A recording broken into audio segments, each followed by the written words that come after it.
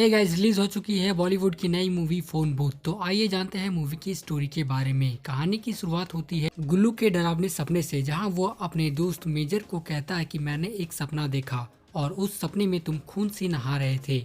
जिसे सुनने के बाद मेजर कहता है, भाग यार, ये भी कोई सपना हुआ क्या?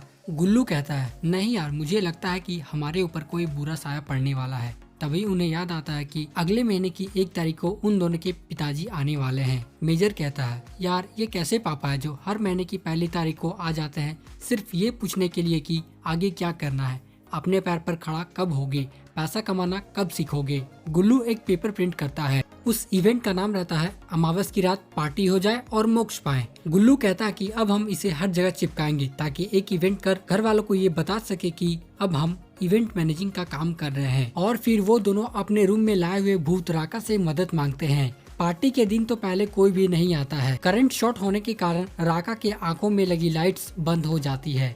लाइट्स ठीक करने में दोनों को ही करंट लग जाती है, जिससे दोनों बेहोश हो जाते हैं।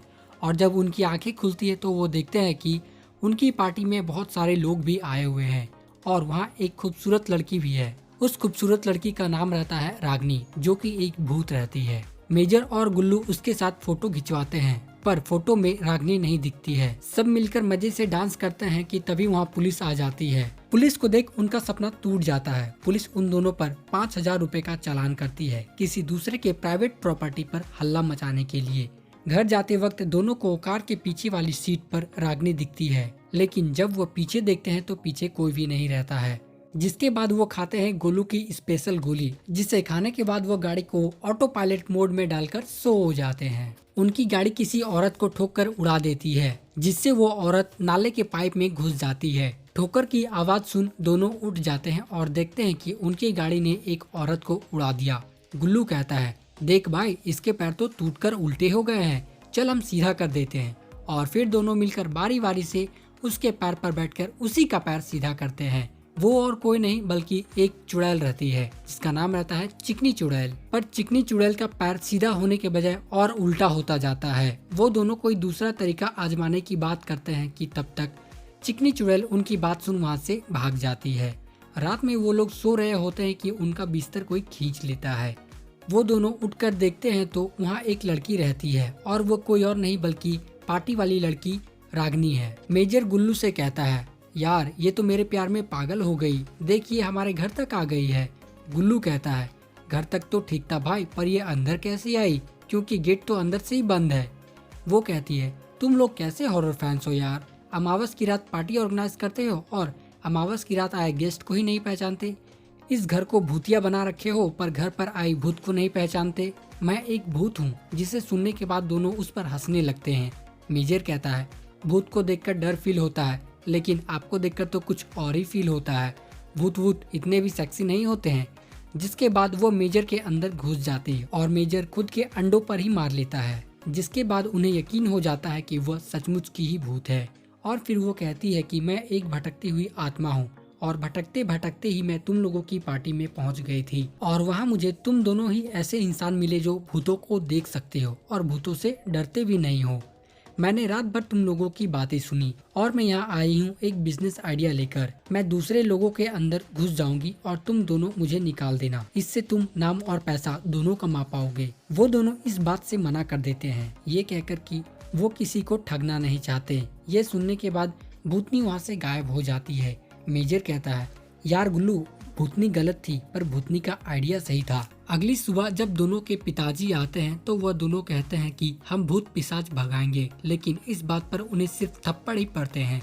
लेकिन उन दोनों का डिसीजन बिल्कुल फाइनल रहता है। उन दोनों के पिताजी उन पर खर्च किए गए पैसों का हिसाब देते हैं, जो लगभग 5 करोड़ रुपए रहते हैं। वो कहते हैं, हम तुम्हें 3 महीने का समय देते हैं। अगर तुमने 3 महीने में हमें हमारे 5 करोड़ नहीं लौटाए तो तुम्हें वही करना होगा जो हम कहेंगे। दोनों इस बात को मान जाते हैं और फिर गुल्लू बहुत दिनों तक लगातार काम करता है। जिसके बाद वो एक सॉफ्टवेयर बना पाता है, फोन भूत, जिसमें लोग फोन करके अपनी समस्या बता सकेंगे और भूत भगाने के लिए इन्हें बुला पाए। लेकिन लोग फोन भूत का मजाक पूरे इंटरनेट पर उड़ाने लगते हैं। लेकिन एक दिन कुलकर्णी हाउस से उन्हें फोन आता है। वो लोग पहुंच जाते हैं कुलकर्णी हाउस, वहाँ से एक आदमी निकलकर कहता है कि नहीं, हमने आपको फोन नहीं किया है। लेकिन तभी भीतर से कुछ आवाजें आती है, जिसे सुन गुल्लू कहता है हम इसी भूत को भगाने के लिए आए हैं। लेकिन वहाँ जाकर गुल्लू भूत को देखता है और बेहोश हो जाता है। भूत एक छोटी बच्ची डॉली रहती है। मेजर उस बच्ची से बहुत ही मार खाता है। गुल्लू जब होश में आता है तो वो भी बहुत मार खाता है। तब उन्हें पता चलता है कि वो मदुरई से है, इसलिए गुल्लू उसे रजनीकांत सर के फोटो दिखाकर कंट्रोल कर लेता है और उस बच्ची डॉली के शरीर से एक औरत की आत्मा बाहर निकलती है। गुल्लू पूछता है तुम ये सब क्यों कर रही हो? तो भूतनी कहती है कि वो लवन्या है और वो डॉली के बाप से बदला लेना चाहती है। एक हिट एंड रन एक्सीडेंट में वो मारी गई और वह गाड़ी कोई और नहीं बल्कि डॉली के पिताजी चला रहे थे। उसकी वजह से उसका पूरा परिवार गरीबी में जी रहा है। तभी वहाँ रागनी आती है और लवन्या से कहती है कि तुम यहाँ से चली जाओ, तुम इनकी बात मानकर यहाँ से चली जाओ, इन्हें इस काम के पैसे मिलेंगे और उसमें से आधा पैसा ये तुम्हारे परिवार वालों को दे देंगे। लवन्या उसकी बात मान वहाँ से चली जाती है। वो दोनों डॉली के बाप से 10 लाख रुपए फीस लेते हैं, ये कहकर कि उन्हें पता है कि भूत लवन्या है और उन्होंने लवन्या के साथ क्या किया था। लवन्या के घर जाते वक्त गाड़ी में रागनी उन दोनों से कहती है कि तुम दोनों को फोन मैंने ही किया था डॉली के घर से और तुम दोनों को शर्म नहीं आई मेरी आइडिया चुराकर।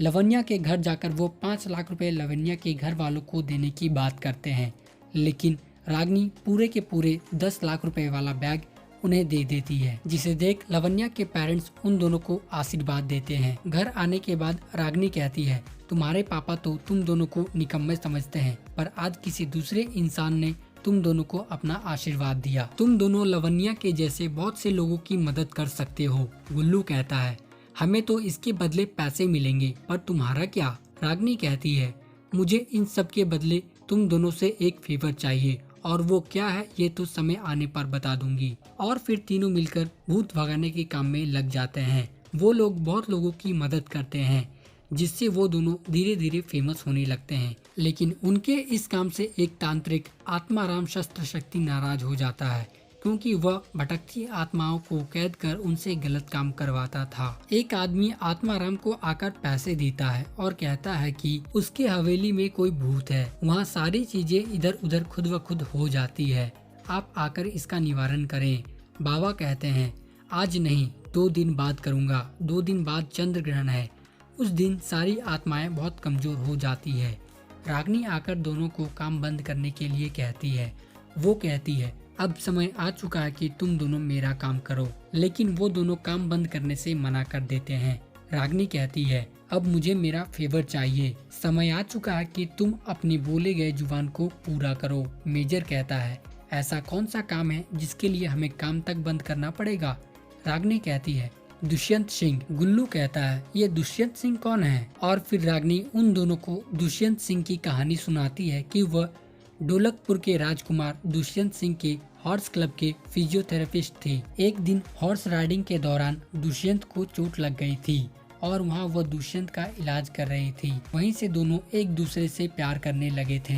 एक दिन दुष्यंत और रागनी जब कार में थे तब दुष्यंत रागनी को प्रपोज करने वाला था, लेकिन तभी उस कार का एक्सीडेंट हो गया और उसमें मेरी जान चली गई। इससे दुष्यंत को बहुत ही तकलीफ हुई, वो सदमे में चला गया क्योंकि उसे हर जगह मैं ही दिखाई पड़ती थी। इसलिए उन लोगों ने एक ताबीज पहन ली जिससे कोई भी आत्मा उनके पास ना जा सके।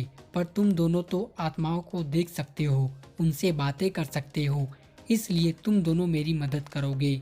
2 दिन बाद मेरी मौत को 1 साल हो जाएगा और दुष्यंत उसी दिन उसी जगह अपनी जान देगा, लेकिन मैं चाहती हूँ कि तुम दोनों उसे रोको। मेजर को ये बातें झूठी लगती है, इसलिए वो रागनी की हेल्प करने से मना कर देता है, लेकिन गुल्लू उसकी बात को मान उसकी मदद करने को तैयार हो जाता है। उधर बाबा आत्माराम के पास एक बूढ़ी आत्मा चिकनी चुड़ैल आती है। वो वही औरत रहती है जिसे उन दोनों ने कार से ठोका था। वो बाबा के पास मोक्ष प्राप्त करने के लिए आती है। बाबा उसे ये कहकर भेज देते हैं कि जब तुम्हारा वक्त आएगा तो तुम्हें अपनी वफादारी दिखाने का मौका दिया जाएगा। बाबा फोन बूथ से बहुत ही परेशान रहते हैं क्योंकि फोन बूथ के कारण उनका धंधा पिछले 3 महीनों से मंदा चलता था। मेजर को रात में सपना आता है कि गुल्लू रागनी के साथ गुटरगू कर रहा है। इसे देख अगली ही सुबह वह उन दोनों के पास पहुंच जाता है ताकि गुल्लू रागिनी के साथ सच में कुछ करना दे।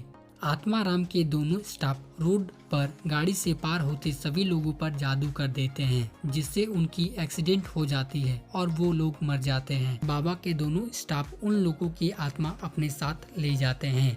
तभी वो देखते हैं कि फोन बूथ की गाड़ी पार हुई है। ये बात वह आकर बाबा को बताते हैं कि फोन बूथ की गाड़ी हमारे शहर में पहुंच चुकी है, शायद हम पर अटैक होने वाला है। बाबा कहते हैं मुझे कोई नहीं मार सकता, मुझे देवी का आशीर्वाद है, मैं उन दोनों लौंडों को अब सबक सिखाऊंगा।